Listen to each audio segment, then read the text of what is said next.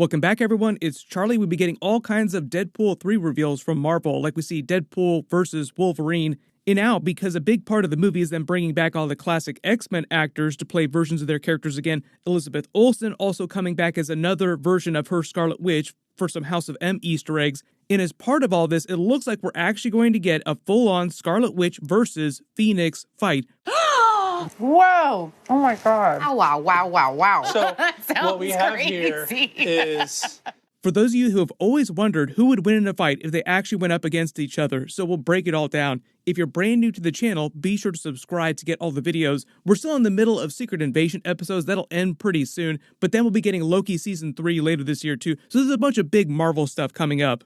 A big part of Deadpool 3 will cross over with the events of Loki Season 2, but it'll be happening after the events of Loki Season 2.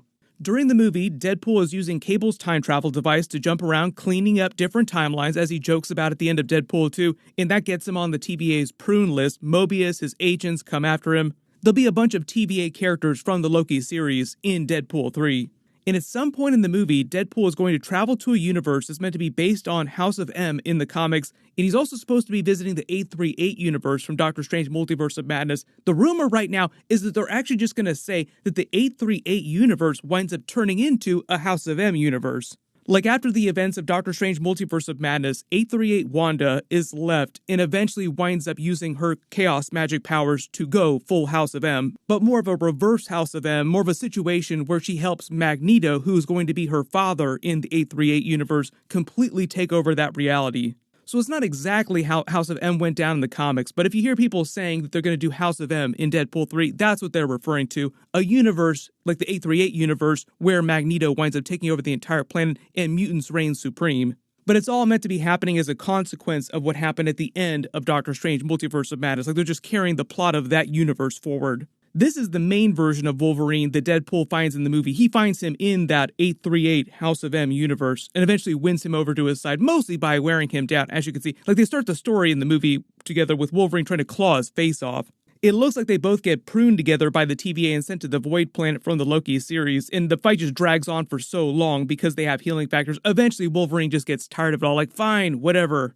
You can even see him throwing Deadpool's severed arm back at him as he crashes through the 20th Century Fox logo. Like the 20th Century Fox logo got pruned in some alternate universe, which is a bit of an Easter egg for Deadpool kills the Marvel Universe, but it's Deadpool kills the Fox Marvel Universe.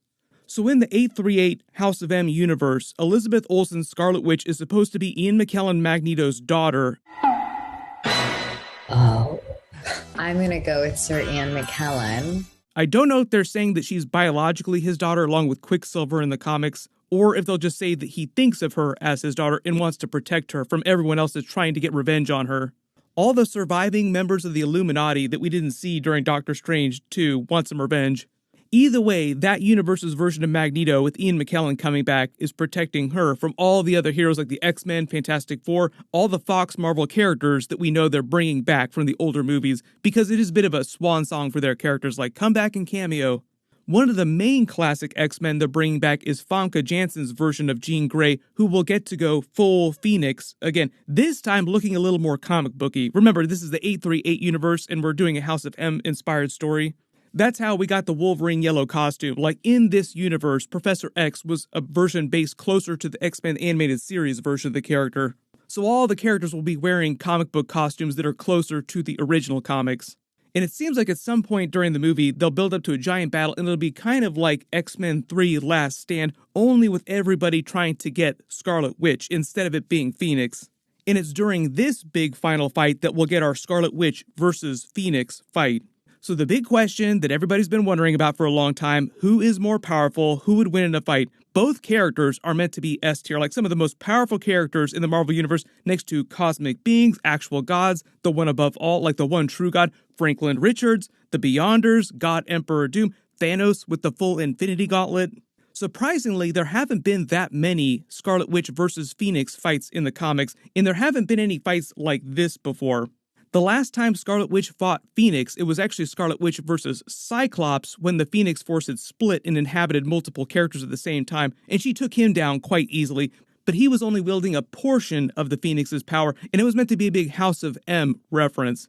This was years ago in the comics, but the way she took down Black Bolt and Doctor Strange Multiverse of Madness was very similar, taking them down with a whisper. When she was fighting Cyclops with the Phoenix Force, she whispered, "No more Phoenix," and used her reality warping powers to get rid of the portion of the Phoenix in his body. The problem with this trick is that she's not powerful enough to pull that on the full Jean Grey Phoenix when she's using 100% of the Phoenix's power. Just to explain how each of their powers work, Scarlet Witch already has magic, mutant-based powers. Like, she's already a mutant without her chaos magic. The chaos magic doesn't make her a mutant. It's only meant to amplify her natural abilities to cosmic level. But even then, for instance, warping reality, she can only do that on a planetary scale. She can't control the entire universe at the same time. She can't control other universes. For instance, during Doctor Strange Multiverse of Magic, she had to use the Darkhold to take over the mind of the other Scarlet Witch. Like, she couldn't cross the barrier physically between dimensions on her own. While mind-walking into the other version of Scarlet Witch, she was able to use the chaos magic inside 838 Wanda, but that was about the limit of it. She couldn't warp the reality of that entire universe. The other thing about her chaos magic is that it's granted to her by Chthon, god of chaos. She's not a god herself, or the avatar of a god, to make a Moon Knight reference. When she was born, Chthon gave her her chaos magic, and he's manipulating her to help him re-enter the main Marvel universe, but he still exists as a completely separate entity. He's one of the more powerful gods, like he's one of the elder gods, but he isn't inhabiting her body when she's using chaos magic. She doesn't become a god temporarily or anything like that. The difference with the Phoenix Force is that Jean Grey or any other character who becomes the Phoenix actually becomes the god. They are inhabited, like taken over by the god themselves. The Phoenix Force is immortal, indestructible, and immutable manifestation of the prime universal force of life. The way they characterize it in the Marvel Universe is like the spark that ignites all of creation and the flame that consumes it. So, for instance, it's kind of like the Big Bang itself. The Shi'ar worship it as a god and believe that it's the sister of their two other gods who also predate the creation of the universe, but the other gods are really just pretending that they created the universe. There are a lot of gods in the Marvel Universe that pretend like they're the ones that are responsible for all the really major things that happen. Just to give you an idea of the power scaling, though, like this god tier power scaling, one time the Shi'ar gods decided to destroy the entire universe and they called on the Phoenix to actually be able to pull it off. Like, okay, Phoenix, you destroy the universe now. That's how powerful the Phoenix Force is. It can affect reality on a universal scale, and the White Crown version of the Phoenix can also control all the other Phoenix Forces in every other universe without the need of something like the Darkhold. That version of the Phoenix is meant to be nigh omnipotent. Even the Living Tribunal, which is a multiversal being, is afraid of her in this form. So if you want to get technical about who's more powerful, if we're talking about the most powerful version of Scarlet Witch versus the most powerful version of the Phoenix, then the Phoenix would be more powerful. Now a lot of you are also wondering, what would happen if Scarlet Witch became the host of the Phoenix Force? Wouldn't that be like the most top-tier character ever? Technically, the one above all would probably still be more powerful than them, maybe the Beyonders as well, just because of the way they classify their powers. They've never actually done